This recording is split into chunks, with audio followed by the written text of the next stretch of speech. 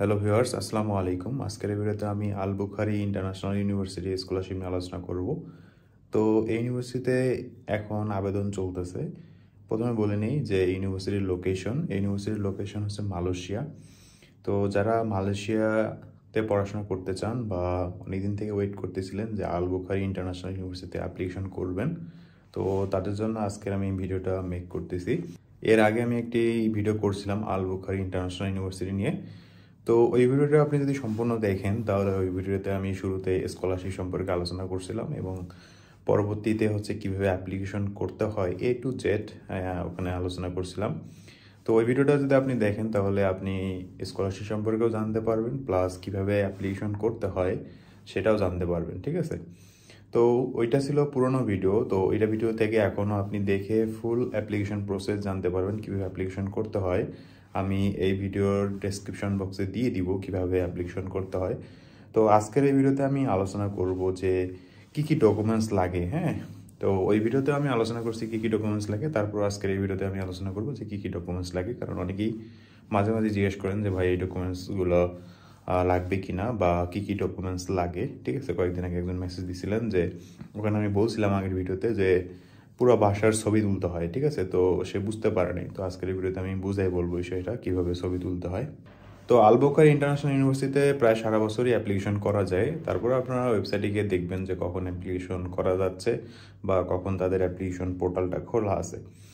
তো এই ইউনিভার্সিটিতে অ্যাপ্লিকেশন করার হচ্ছে যে একটা গুরুত্বপূর্ণ জিনিস, সেটা হচ্ছে যে আপনার এখানে হচ্ছে যে টিউশন ফি এবং হোস্টেল ফিটা ফ্রি পাবেন। টিউশন ফি সম্পূর্ণ ফ্রি পাবেন এবং হোস্টেল ফি ফ্রি পাবেন, এবং খাবার খাওয়ার জন্য আর কি, যেটাকে স্টাইপেন্ড বলা হয় আর কি, সেটা প্রতি মাসে 450 মালয়েশিয়ান রিঙ্গিত পাবেন। হ্যাঁ, তো আবারও বলতেছি যে এখানে টিউশন ফি, হোস্টেল ফি দুটাই ফ্রি, এবং খাবারের জন্য বা স্টাইপেন্ড বলতে পারেন, সেটা হচ্ছে মালয়েশিয়ান টাকায় প্রতি মাসে, কিন্তু প্রতি মাসে আপনাকে 450 রিঙ্গিত দেওয়া হবে।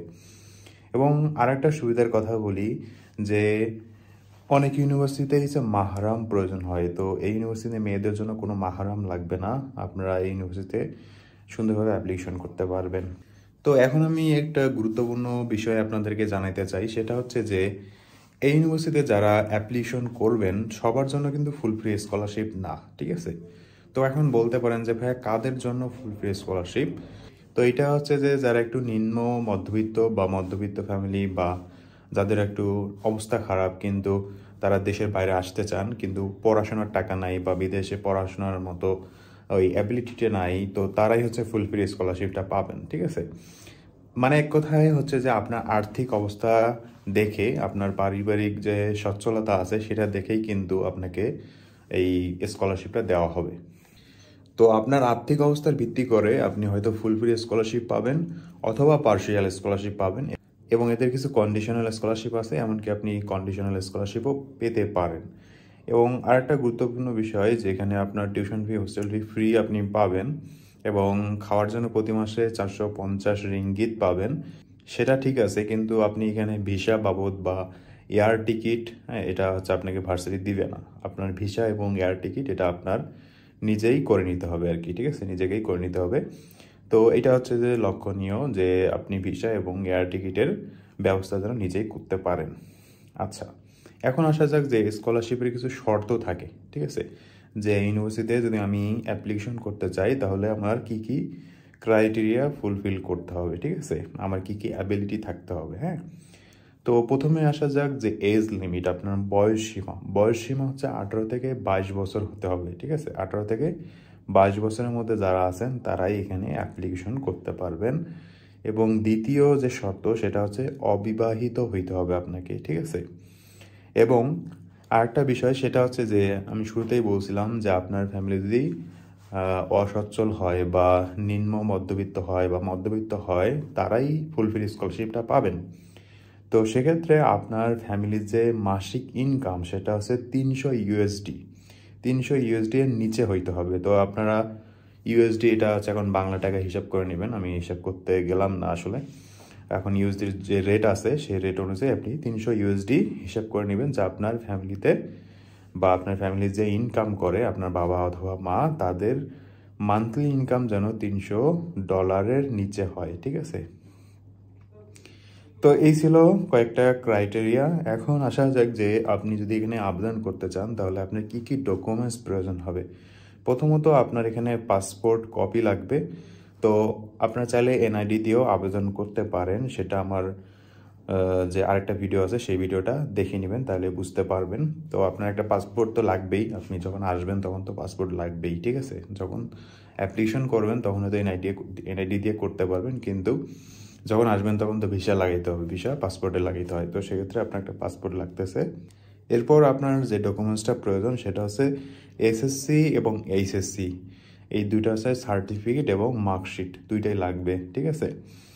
এরপর হচ্ছে যে ইংলিশ ল্যাঙ্গুয়েজ প্রফিসিয়েন্সি, তো সেক্ষেত্রে আইএলটিএস, টোফেল, আরও যে ইংলিশ ল্যাঙ্গুয়েজ সার্টিফিকেটগুলো থাকে সেগুলো আপনার প্রয়োজন হবে। অথবা আপনি যদি অন্যান্য কোনো ইংলিশ প্রফিসিয়েন্সি সার্টিফিকেট দিতে পারেন, যেমন বিভিন্ন কোচিং সেন্টার থেকে, হ্যাঁ, তো সেটাও এখানে গ্রহণযোগ্য হবে। তো এটা আসলে ম্যান্ডেটরি না যে আপনার হচ্ছে ইংলিশ প্রফিসিয়েন্সি অর্থাৎ আইএলটিএস থাকতেই হবে। আপনি যদি দিতে পারেন তো সেক্ষেত্রে আপনার এখানে চান্স পাওয়ার পসিবিলিটিটা বেড়ে যাবে, ঠিক আছে। এর পরবর্তীতে আপনার যে ডকুমেন্টসটা প্রয়োজন হবে সেটা হচ্ছে যে আপনার বাবার পাসপোর্ট। তো অনেকেই বলতে পারেন যে ভাই আমার বাবার পাসপোর্ট নাই। তো পাসপোর্ট না থাকলে আপনার বাবার তো এনআইডি আছে, সে যদি বাংলাদেশের নাগরিক হয় তো সেক্ষেত্রে অবশ্যই তার এনআইডি আছে, এবং অনেকের আবার এনআইডিও থাকে না।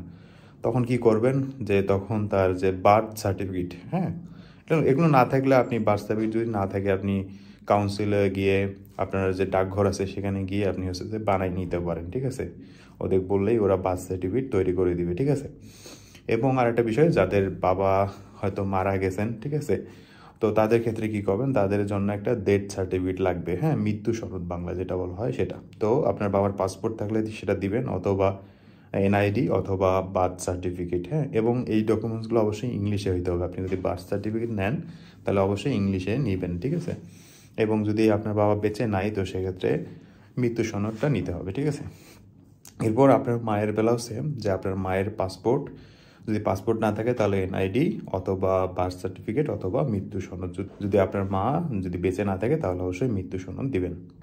তো এরপরে একটা গুরুত্বপূর্ণ ডকুমেন্ট, সেটা হচ্ছে যে আপনার বাবার যে মান্থলি ইনকাম, অর্থাৎ আপনার ফ্যামিলিতে যে ইনকাম করে, সেটা বাবা হতে পারে বা মা হতে পারে, তার মান্থলি ইনকাম আমি বুঝলাম যে $300 নিচে হইতে হবে। তো এটা একটা প্রুফ লাগবে, প্রমাণ লাগবে, ঠিক আছে। আপনি মুখে বললেই তো আর হবে না, তো সেক্ষেত্রে প্রমাণ লাগবে। প্রমাণের জন্য আপনার এলাকায় বা আপনার ইউনিয়নের যে চেয়ারম্যান আছে ওই চেয়ারম্যানের কাছে একটা ইনকাম স্লিপ লাগবে, ঠিক আছে, অথবা ব্যাংক স্টেটমেন্ট, হ্যাঁ, যে আপনি একটা ব্যাংক থেকে স্টেটমেন্ট বের করে, হ্যাঁ, ওই চেয়ারম্যানের হচ্ছে যে একটা সিল বা সিগনেচার নিয়ে নিলেন, ঠিক আছে। অথবা ব্যাংক স্টেটমেন্ট বের করার পর তো আপনার ওখানে সিল থাকেই ব্যাংকের, সেটা লাগবে না। কিন্তু আপনি যদি চেয়ারম্যানের কাছ থেকে হচ্ছে যে ইনকাম স্লিপ নেন তো সেটা তার ওই চেয়ারম্যানের হচ্ছে যে সিল এবং সিগনেচার লাগবে, ঠিক আছে। তো ইনকাম স্লিপ আপনি চেয়ারম্যানকে বললেই সে দিয়ে দিবে, অথবা আপনি একটা সুন্দর মতো কাগজে, হ্যাঁ, সব কিছু লিখে তারপর হচ্ছে যে চেয়ারম্যানের সিল এবং সিগনেচার নিয়ে নিতে পারেন, ঠিক আছে। তো আপনার গেলে এটা বাবার যে ইনকাম স্লিপ বা ব্যাংক স্টেটমেন্ট।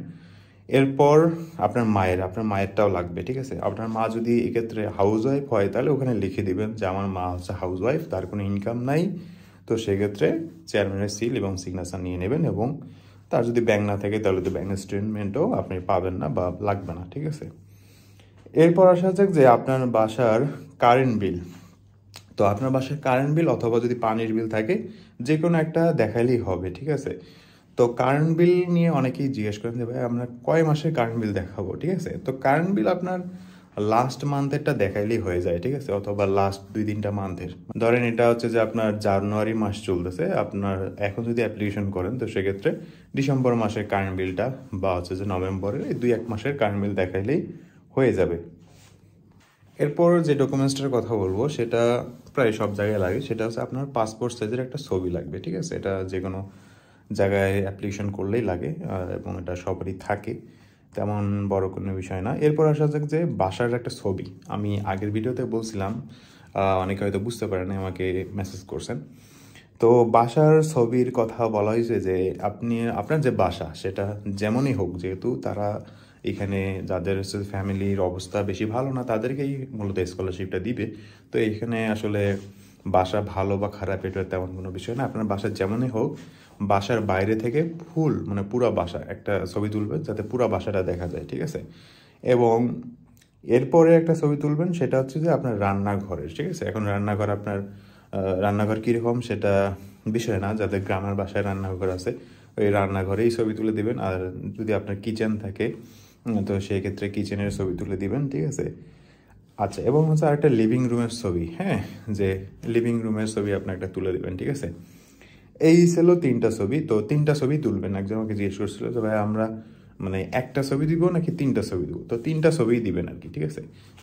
এরপর একটা বিষয়, সেটা হচ্ছে আপনার যদি স্পন্সর থাকে, আপনাকে কেউ স্পন্সর করতেছে, আপনি যে বাইরের দেশে পড়তে আসছেন, আপনার যে খরচগুলো আছে যেমন হচ্ছে ভিসা কস্ট বা আপনার প্লেনের খরচ, এইটা যদি কেউ স্পন্সর করে থাকে বা আপনি যদি অন্য কোনো স্কলারশিপ পেয়ে থাকেন, সেটা অফার লেটার, এইটা বিষয় আর কি। যদি আপনার মানে স্পন্সর থাকে তো সেক্ষেত্রে কী করবেন, আপনার নাম, আপনার পড়াশোনা, ঠিক আছে, বা আপনার আর্থিক অবস্থা, আপনার বাবা মায়ের হচ্ছে যে নাম, পেশা, হ্যাঁ, মান্থলি ইনকাম বা আপনাদের পারিবারিক অবস্থা সম্পূর্ণ হচ্ছে যে ইংরেজিতে লিখবেন, ঠিক আছে?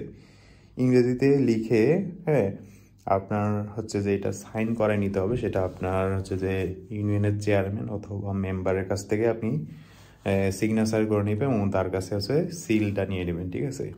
এবং যদি আপনার সম্ভব হয় তাহলে সরকারি যে কর্মকর্তা যারা আছে, হ্যাঁ, তাদের কাছ থেকেও আপনি এই সিল বা এবং সিগনেচারটা করে নিতে পারেন, মানে সত্যায়িত এক কথায় বলে আর কি, ঠিক আছে? তো এখন আসা যাক যে এইখানে আপনারা কোন কোন সাবজেক্টে পড়াশোনা করতে পারবেন, মানে কি কি সাবজেক্ট আছে। তো প্রথম সাবজেক্টটা হচ্ছে যে ফাউন্ডেশন ইন কম্পিউটিং। এরপর আছে যে ব্যাচেলর অফ বিজনেস অ্যাডমিনিস্ট্রেশন, এটা হচ্ছে অনার্স। এরপরে যে সাবজেক্টটা সেটা হচ্ছে যে মার্কেটিং একটা সাবজেক্ট আছে, হ্যাঁ। এরপরে যে সাবজেক্টটা আছে সেটা হচ্ছে হিউম্যান রিসোর্স ম্যানেজমেন্ট। এরপর একটা সাবজেক্ট আছে যে bachelor in early childhood education, এটা হচ্ছে অনার্স। এরপর ব্যাচেলর অফ এলিমেন্টারি এডুকেশন। এরপর bachelor of media and communication, এটাও হচ্ছে অনার্স। এরপর ব্যাচেলর অফ সোশিয়াল ডেভেলপমেন্ট, এটাও অনার্স। এরপর ব্যাচেলর অফ কম্পিউটার সায়েন্স, যারা কম্পিউটার সায়েন্স নিয়ে পড়তে চান তারাও পড়তে পারবেন। এরপর ব্যাচেলর অফ ফাইন্যান্স। এরপর bachelor of politics and international relation. তো এই কয়েকটা সাবজেক্ট এখানে আছে, মোটামুটি অনেক কয়েকটা সাবজেক্টই আছে এখানে। তো এই ভিডিওটা করার মূল উদ্দেশ্য হচ্ছে, আগের ভিডিওটা অনেক আগে করা হয়েছিল, তো যেহেতু এখনও অ্যাপ্লিকেশন পোর্টাল সেম আছে এবং সেম অ্যাপ্লিকেশন প্রসেস, মানে আগে যেভাবে অ্যাপ্লিকেশন করতে হইতো এখনও সেমভাবেই অ্যাপ্লিকেশন করতে হয়। তো এই জন্য আমি আর নতুন করে কোনো ভিডিও দিচ্ছি না, জাস্ট আপনাদের স্কলারশিপ সম্পর্কে নতুন করে একটা ভিডিও দিলাম যে এই ইউনিভার্সিটিতে কী স্কলারশিপ আছে, কী কী সুযোগ সুবিধা আছে বা কী কী ক্রাইটেরিয়া আছে এবং কী কী ডকুমেন্টস লাগবে, এগুলো নিয়ে আমি একটা ভিডিও তৈরি করে দিলাম, যে আশা করি আপনাদের হচ্ছে যে উপকার হবে। অনেকে আমাকে জিজ্ঞেস করতেছিলেন বা কমেন্ট সেকশনেও অনেকে জিজ্ঞেস করতেন যে ভাইয়া কী কী ডকুমেন্টস লাগবে। তো আগের ভিডিওতে আমি বিস্তারিত বলছিলাম, আপনারা ওই ভিডিওটা দেখবেন, ওই ভিডিওটা আমি ডেসক্রিপশন বক্সে দিয়ে দিব। তো লাস্ট একটা কথা, সেটা হচ্ছে যে যারা আমার চ্যানেলটা এখনও সাবস্ক্রাইব করে নাই তারা সাবস্ক্রাইব করে দিবেন। এর পরবর্তীতে যদি কোনো গুরুত্বপূর্ণ ভিডিও আসে তাহলে আপনার কাছে একটা নোটিফিকেশন চলে যাবে, এই জন্য সাবস্ক্রাইব করে রাখবেন। ভালো থাকবেন সবাই, আল্লাহ হাফিজ।